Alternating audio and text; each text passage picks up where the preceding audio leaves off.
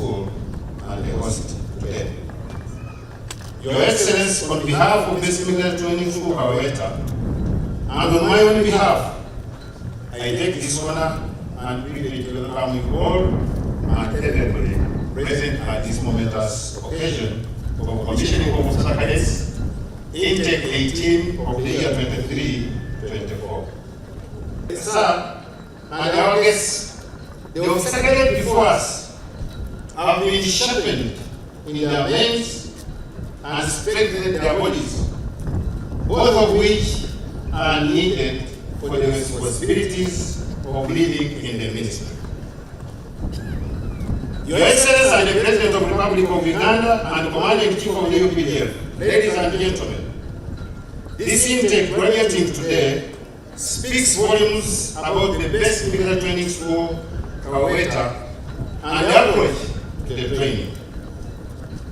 Officer cadets of intake 18 of 23-24 long began their training on 17th of July last year, and amongst whom were UPDF in-service cadets, cadets from internal security organization, cadets from external security organization, fraternal cadets from Republic of Mali, and fraternal cadets from the Republic of Tanzania. Your Excellency, I have no doubt at the back of my mind that all the objectives were met and the successful cadets have internalized the subject matter by achieving all the necessary training standards that would help them to fulfill their duties in defending their nation and beyond in a more dignified and patriotic manner. It is my great honor to stand before you today and share with you this most special day as you commission and become future leaders of our great army and the armies of our close allies. I know how hard you have all worked over the past year, and I hope you are proud of your achievements. This moment marks a significant milestone in your military careers. Having attended and survived a commissioning course like this 25 years ago, I think I have an idea of what you have gone through. All officers who have completed a commissioning course like this one have experienced the exhaustion, the fear, the self-doubt, and the anxiety that comes with a grueling course like this. However, what you remember most as the years go by are the friendships forged through the hardships and the humor you all would have experienced in the most trying times. As you step into your roles as commissioned officers, remember that leadership is not merely a position, but a profound responsibility. You are entrusted with the lives of those under your command, the security of our nation, and the upholding of the highest standards of integrity, discipline, and professionalism. In every decision you make, let the principles of duty, honor, and love of country guide you. Be steadfast in your commitment to serve and protect, to lead by example, and to inspire those around you. Your legacy as officers will be defined not only by your achievements, but by the trust and respect you earn from those you lead. You are joining the UPDF at a demanding time. Africa and the world are undergoing profound changes. The old challenges of the African peoples are re-emerging in new ways. They still seek to dominate and exploit our continent. The friendships you have made here with the cadets from our brother countries will serve you, our country and continent well in the years to come. As Che Guevara used to say, the solidarity of the weak can overpower the strong. Today, as you don your new pips, you have not only just become young officers, you are now guardians of our nation's sovereignty and defenders of our people. Stand tall, lead with integrity and honor. Throughout your careers, avoid staining your names with the evils of corruption, cowardice, treachery, and indolence. Your Excellency, as stated earlier, these people have been here for a course of more than 11 months, and it is not only geared towards continued drive to professionalizing UPDF by equipping young commanders with leadership skills, tactics, and discipline. It also resonates with your guidance that you have always given us on the African strategic security, regional security and cooperation, and lastly, Pan-Africanism.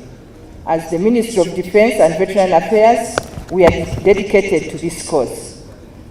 Your Excellency, sir, the composition of the officer cadet intake, as it is drawn from the different African countries, and the presence of dignitaries from various nations underscores what you have always emphasized: modern security and defense challenges are not confined by borders. They therefore require a unified response, one that transcends national boundaries and fosters international cooperation. Joint trainings promote a common understanding and approach to international and cross-border security challenges such as terrorism, natural disasters, cyber threats, among others. To the graduates, I would like to congratulate you. As the Commandant stated, you have undergone rigorous training, overcome numerous challenges, and displayed commitment to the ideals of service and duty. You have proven yourselves worthy of the trust and responsibility that comes with leadership. And you should thank God, because you started as a big number and you're lucky that you're among the few that have been able to conclude. First of all, I congratulate the new officers. Congratulations.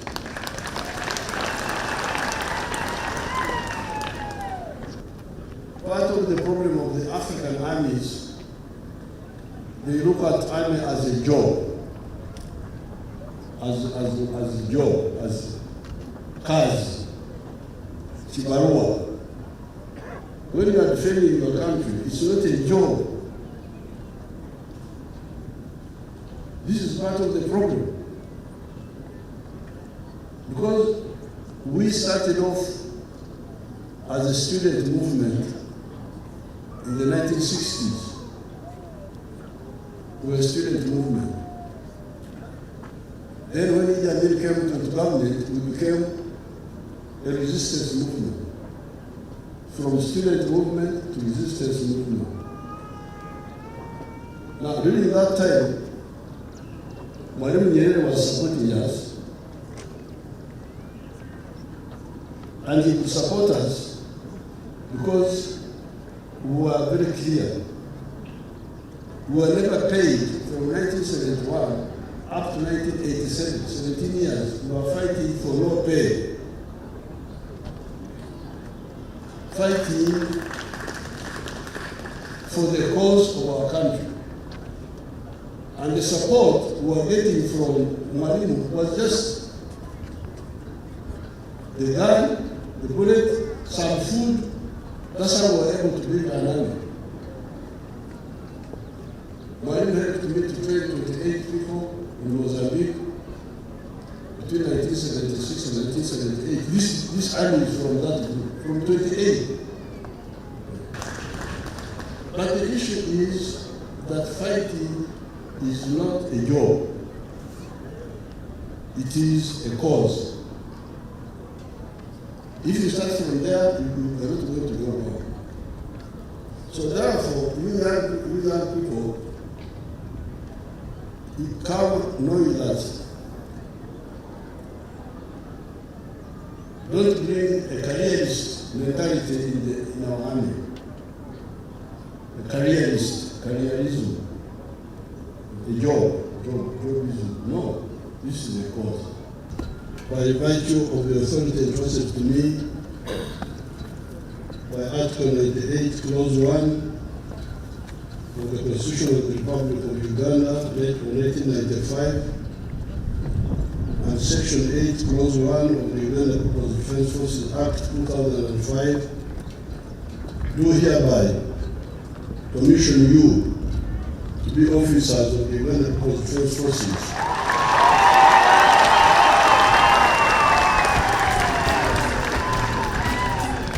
of the ranks of lieutenants and second lieutenants